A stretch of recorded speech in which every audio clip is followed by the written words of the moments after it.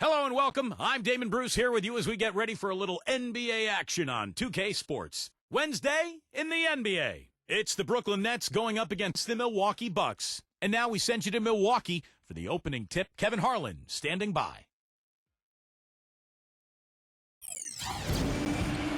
Welcome everyone to the NBA on 2K Sports. With Steve Kerr and Clark Kellogg, our starting lineups will look at the matchups here and who we'll see for our starting five for both teams. First for the Nets, Deron Williams and Joe Johnson at the 1 and 2. And inside out of Stanford University, a skilled post scorer with tremendous size, the 7-footer Brook Lopez. Then it's Pierce, and it's Garnett in at the 4 slot. And for the Bucks, Brandon Knight is out there with Mayo. And inside, a kinetic shot blocker rebounder out of Virginia Commonwealth, Larry Sanders. Then there's Carlos Delfino, and it's Ilyasova in at the 4. Clock is at 3. For 3, Pierce, and that one's good. Pierce has got himself going there, his first points of the game on the deep ball. You know, as much as anybody in the league, Pierce is able to hit the tough contested shots. And I think that's because of his strength and his skill level and his ability to knock defenders off balance before rising up and making his jump shot. And, you know, you said earlier the big buckets down the stretch. Pierce always ready to do that. In the deciding moments of the game, that's when he really separates himself and deserves the moniker, the truth. Well, for the Brooklyn Nets, the 9th best record in the league last season. Good size inside and on the wings. They felt like they needed to ramp it up a bit to compete with Miami and LeBron James.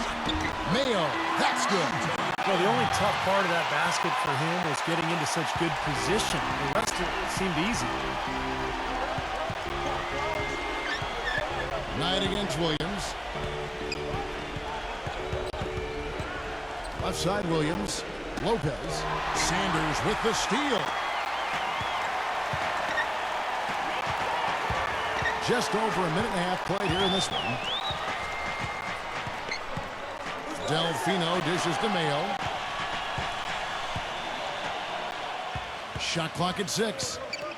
Pierce with the steal. And now Pierce running the floor all by himself. And the defense paying instant dividends. Fast break basket. Yeah, that transition was immediate. Didn't waste a second getting out on the break. And Clark, you were talking about the Nets' size, the second best rebounding team in the NBA, Steve, last season. Yeah, they really controlled the glass. Good rotation in their front court with the size and the tenacity. Now, of course, they've got additional help with Garnett and Kolinko. So this is a team that can really hit the boards and dominate the paint. Clark, some serious agility coming out of the backcourt. You know, that bucket might count for a little more than 2 points when he finishes with that kind of flourish. Yeah, against a D that was already reeling a little bit. That was like a body blow. Here's Delfino. Pierce covering. Delfino kicks to Mayo. With the lead pass, Sanders. And a strong finish with 2 hands. Cutting into that lead a little bit. Way to finish. And the basket is still shaking. Oh, man, he's got so much power. Nets leading by 5. O.J. Mayo is out of USC. He's in his 6th season in the NBA, fellas, and he was considered the top player in his high school class. Very, very highly regarded. He's yet to be a star at the professional level. I think he's looking to solidify himself as a quality starter. Williams kicks to Johnson.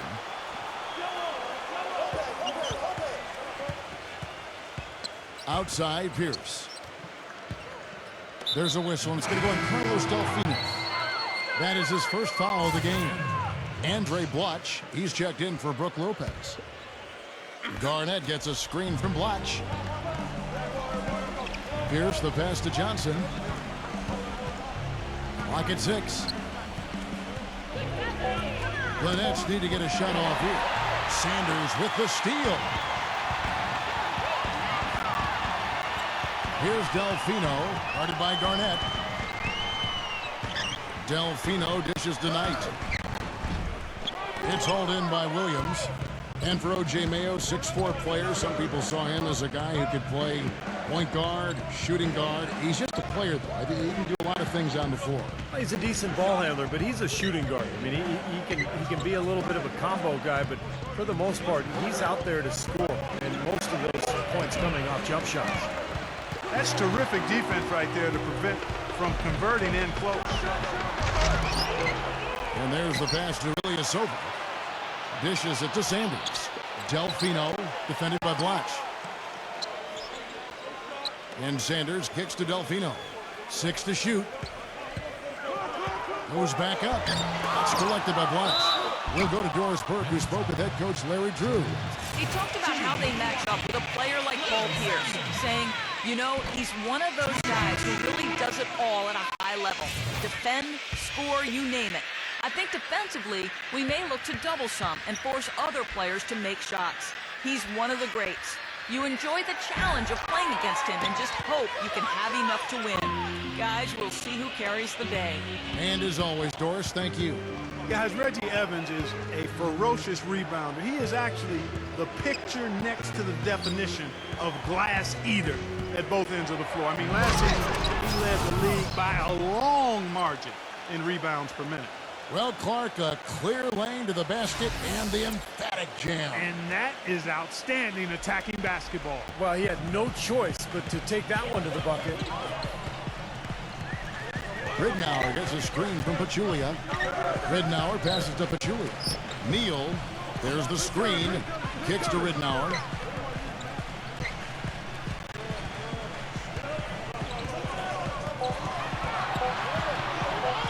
That's blocked. Evans against Sanders. Watch. Yes, and a nice assist from Evans.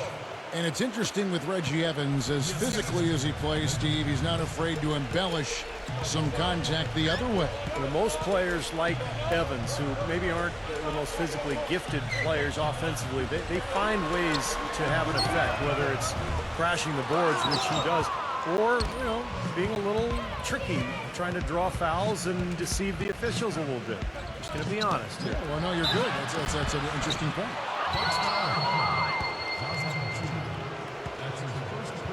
Linette shooting their first shots from the stripe in this game. And he knocks down the first one. And the Bucks making a change here.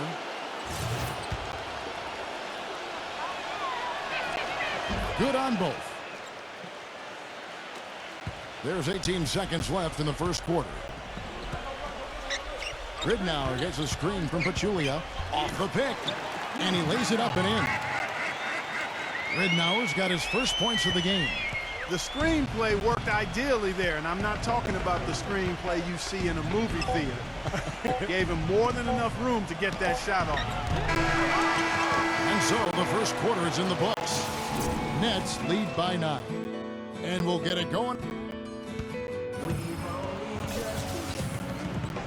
Welcome back, folks. We'll see if we're in store for a more tightly contested quarter as we move here into the second. And looking at what we've seen so far from the Nets, what do you guys think? And the difference to this point has been defense. This club has really gotten after it, and that's what's gotten them this lead. Well, there's nothing that's gone up that hasn't been contested so far. There's Neal with the 3, and the rebound goes to Evans. Brooklyn leading by 9. Well, after a brief 2-year drought, the Bucks got back to the playoffs this past season, but it wasn't pretty once they got there. With several guarantees from players about upsetting the Heat, they didn't win a single game and were swept by the Miami Heat. Tacks a few more points onto their lead with the tomahawk. Ah, that's bringing it down hard. Clark, bringing it down hard, my brother. Yes, sir. Here's Delfino. And out of bounds as Brooklyn gains possession. That's a major mental mistake. I mean, there's no other way for me to describe it. He didn't know where he was on the court. That's a basic fundamental. You have to be alert to where you are. Paul Pierce is checked in for Reggie Evans. Terry with it. They lead by 11, the largest margin of the game. Back to the Bucks in the playoffs. In every aspect, they were overmatched by the Heat, and no one really thought they would upset them, but Many thought, Steve, that they would at least get a game. Well, I wasn't one of them, Kevin. I thought they were overmatched from the start. And you could tell in that series, Miami wasn't even interested until the fourth quarter. They knew they could just flip a switch and beat this Milwaukee team. And that's exactly what they did. Ilyasova is screen on Pierce. Midnauer kicks to Neal. Just 5 to shoot. Tries it from 19. Good. He hits the jump shot. Ridnour's got his second bucket of the game to go. Brooklyn leading by 9. You know, in Larry Drew's case, it was a bit of an unusual situation once the season concluded. He was in the final year of his deal. The Hawks said we'll interview other candidates and left him free to interview for other head coaching positions, and he landed in Milwaukee. The Nets making a switch here. And we're a little over a minute and a half into the second quarter of action. Right side, Pierce. There's a whistle, and it's going to go on Carlos Delfino. That'll be his second foul of the game. Well, Stephen, back to Coach Drew. Of course, he ended up signing with the Bucks. Well, that was an interesting move for him to go from Atlanta to Milwaukee. You know, the Hawks were one of the better defensive teams in the league last year. I think that's what the Bucks saw in Drew.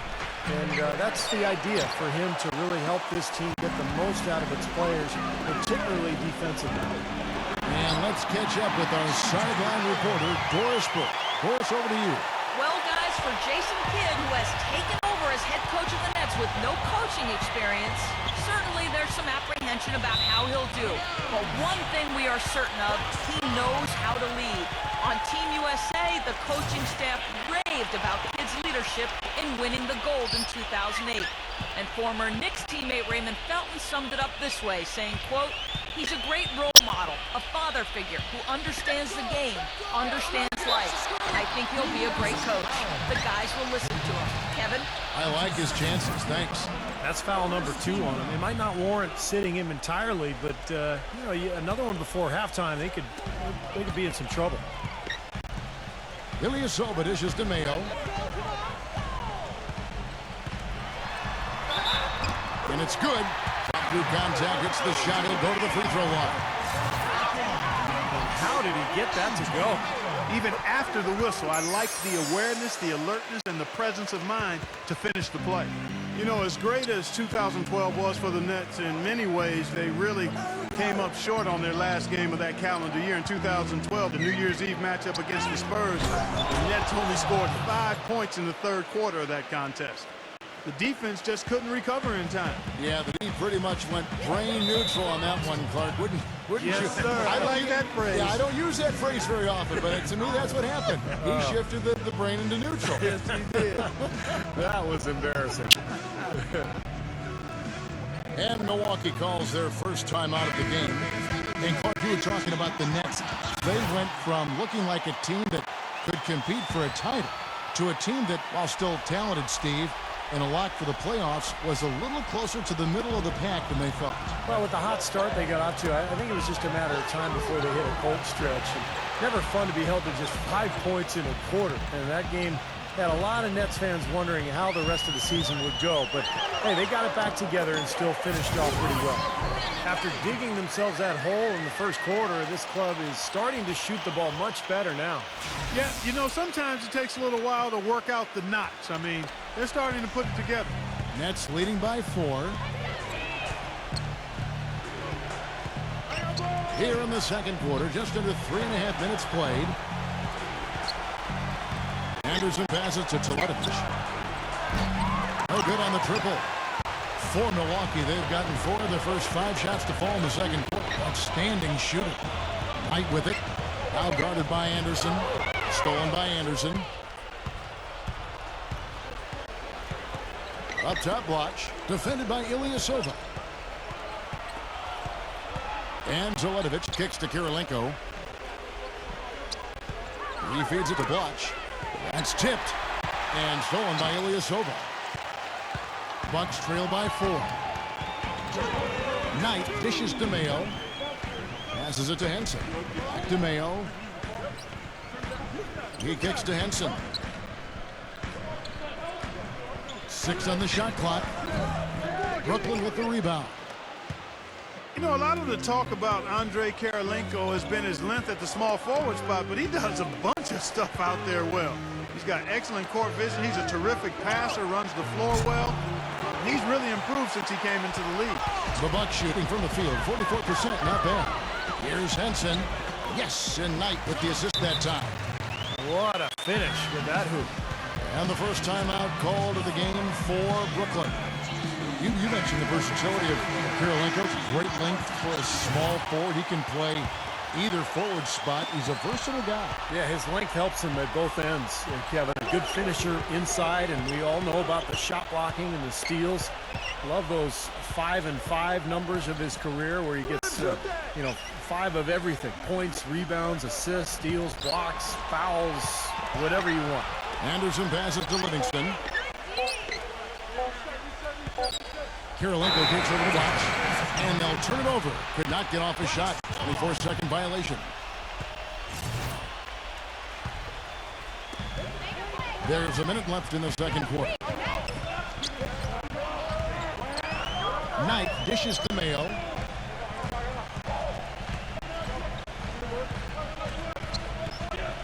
The feed now to Sanders. Back to Mayo. He passes to Ilyasova. He hits the back iron and sinks the shot. And this game is tied up now.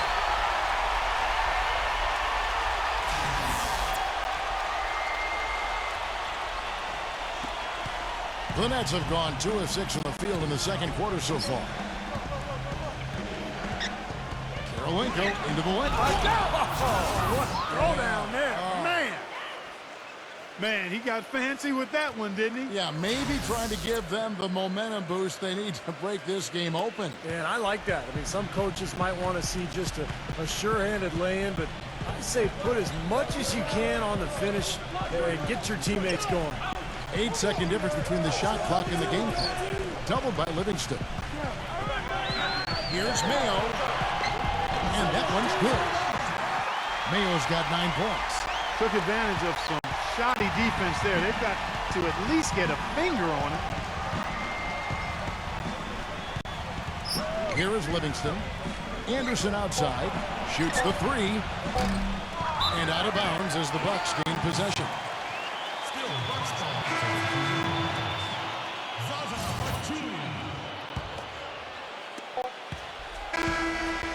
And that'll do it for the first half. Game time. Next. And now, brought to you by Sprint.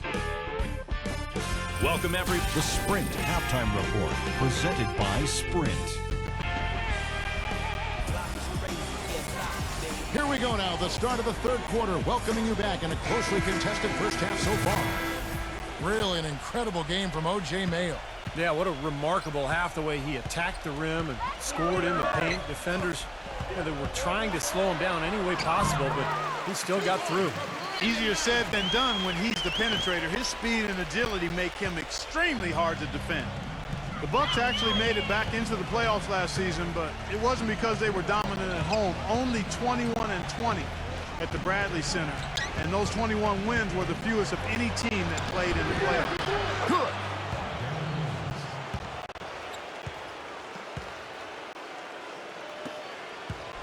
And for Milwaukee, they're shooting so far very efficient all around, about 55%. Let's go now to the sideline and catch up with Doris Burke. Hey, Doris.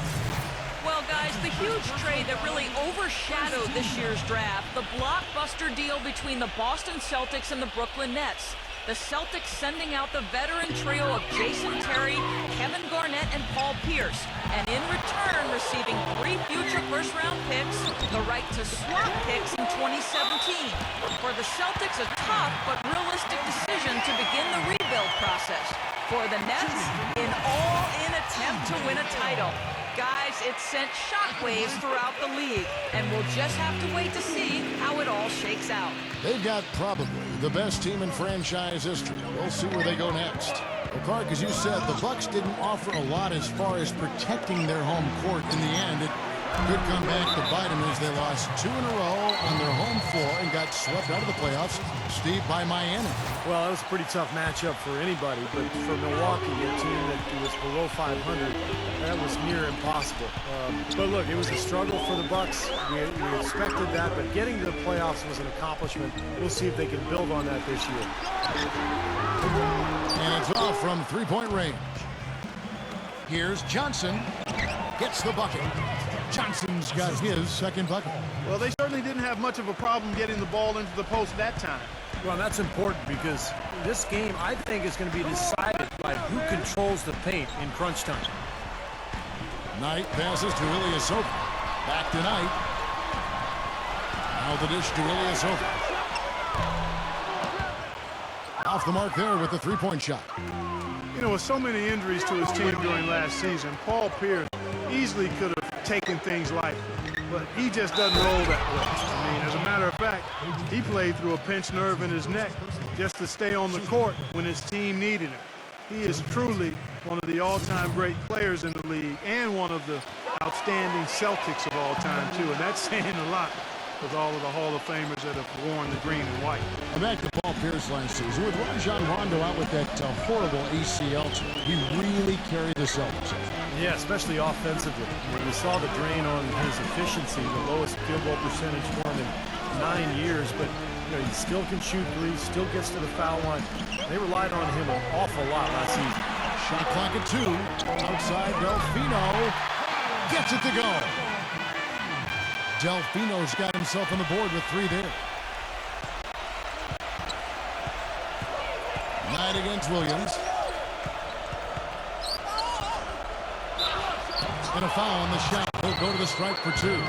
Last season for Darren Williams, his lowest assist per game average since his rookie season, down under 8 a game. Thing he said, he talked about himself being a system player, looking for maybe a more system offense under Jason Kidd now. And back to that comment from Williams about being a system player. I know he expressed some difficulty going from the flex offense, Clark, that they run in Utah to the system they were running in Brooklyn. Yeah, I think more of an isolation offense here, and some said he was wasting shot clock time dribbling around, but it may be that he was asked to do more. I mean, Utah has so much movement off the ball. It was more of an equal opportunity type offense that enabled Williams to make the play with the pass as opposed to making it with the dribble, and there's a difference. And the shot is good. Well, Delfino's a good player, Kevin. He's not somebody you think of when you think, oh, you know, can he take over a game? But he's pretty explosive offensively. And he's a guy who, if you fall asleep on him, he's going to score. He'll find some shots from deep and also driving to the basket. Right, from deep, and from deep on the baseline, too. You put him down in the corner, and he just doesn't miss. And it's Lopez penetrating, and he goes strong with the one-handed jam. Stupendous rush to the rim and a mighty slam on the end of it. But through the teeth of some pretty soft D, I can't help but say that. Well, let's see how that impacts things here, because those kinds of plays sometimes can be game changers on both sides. The Nets had a really solid debut season in Brooklyn last year. They made the big move in trading for Joe Johnson, but they also made some small adjustments that paid off for them as well. And Brooklyn making a change here. Garnett's checked in. We've gone about 3.5 minutes into the third now. And Ilyasova kicks to Sanders. Clock at 6. He dishes it to Ridnour. Shot from the wing. Hits the front of the rim and out. Well, Clark, as you said, a lot of people thought they would just be a top-heavy team with their starters doing a lot of the heavy lifting. But, Steve, they got contributions from all around. Well, they didn't have big-name players on the bench, but they had some guys like Blotch and Evans who were kind of under the radar, but came in and played very well for this team a year ago. Now, of course, you got big names across the roster for the Nets. Feeds to Ilyasova.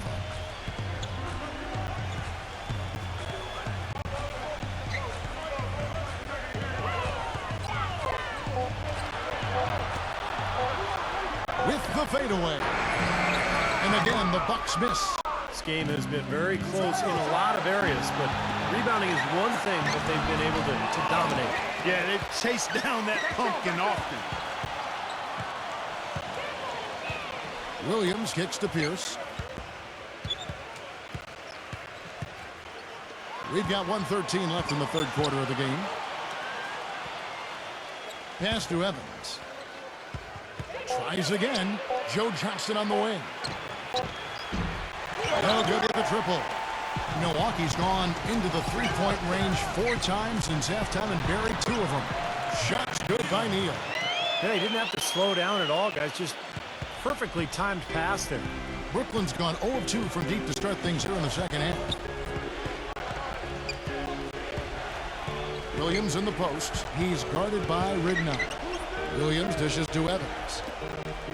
Johnson, the pass to Williams. Nets passing it around. Johnson kicks to Williams. That's good, and Johnson with the assist. 9 points for Darren Williams. D there, guys, was pretty much non-existent. I mean, you can't leave a good shooter like that open. Johnson against Ridnour. 17 seconds left to play here in the third. And Ilyasova kicks to Ridnour. Neal dishes to Ridnour. Trying to come right back with the 3 of his own, but it's no good. Here's Pierce. No good on the buzzer beater. And we just finished the third quarter, and we've got a tight ball game here. It's the Nets up by. And we're set to start the action up here in the fourth quarter. And if it's anything like the first 3, we should be in for a treat. Here's Williams.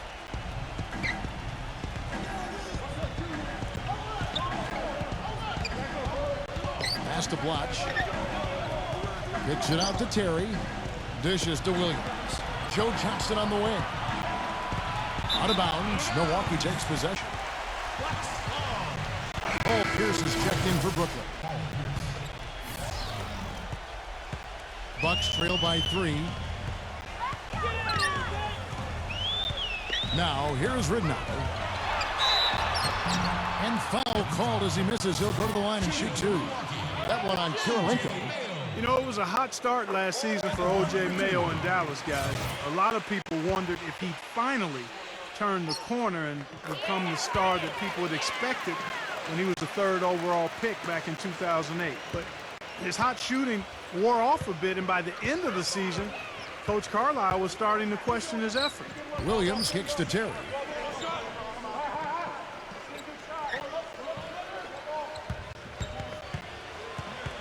Shot clock at 6. Guarded by Mayo. Jacks up a 3. That's good from Kirilenko on the assist by Terry. And the Nets lead by 4. And for O.J. Mayo last season, still some positive signs. A career high in three-point percentage, one of the better years from the field. And I think the Mavericks really enjoyed him on their team. Well, it seemed on the whole that the year went very well for him. He opted out of the final year of his deal. Picked up a new multi-year contract, so we'll see how he continues to develop. Three-pointer, Ridnour. They get it back. The shot's good from Henson. You got to put bodies on the glass right there. They just are not getting it done on the boards. Yeah, they've got to do a much better job of going harder than that to the glass. We're just over a minute and a half now into the fourth. Williams passes to Kirilenko.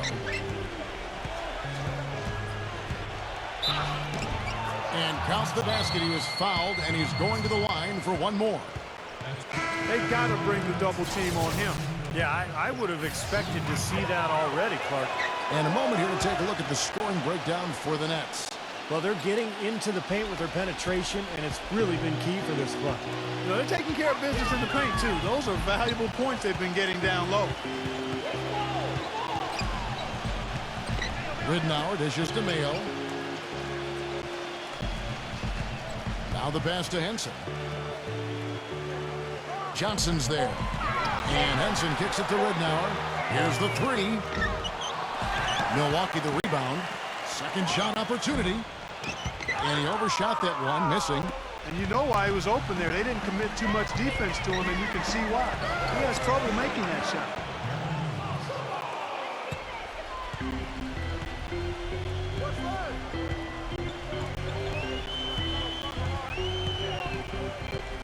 For those just joining us, fourth quarter here. We're just over 2.5 minutes into it. Mayo, the pass to Henson. You know, it's really going to be all about hard work from this point on. And they worked hard to create that high-quality shot right there. Yeah, and that's their goal down the stretch. Continue to find those close-range shots. Williams dishes to Johnson.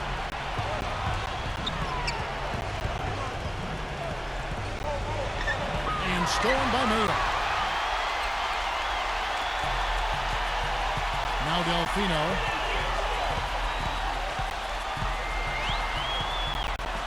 Kicks it to Henson. Brooklyn with the rebound. Pierce has got 3 rebounds now in this one. Brooklyn leading by 5. Williams with the ball, and it's Henson picking him up. Here's Kirilenko. Off target from outside. Milwaukee's gotten off to an 0 for 2 start from downtown here in the fourth quarter. And out of bounds as the Nets gain possession. Kevin Garnett is checked in for Andre Kirilenko. Brooklyn's gone 1 of 2 from three-point range here in the fourth. It's Williams with the drive. Back to Bloch.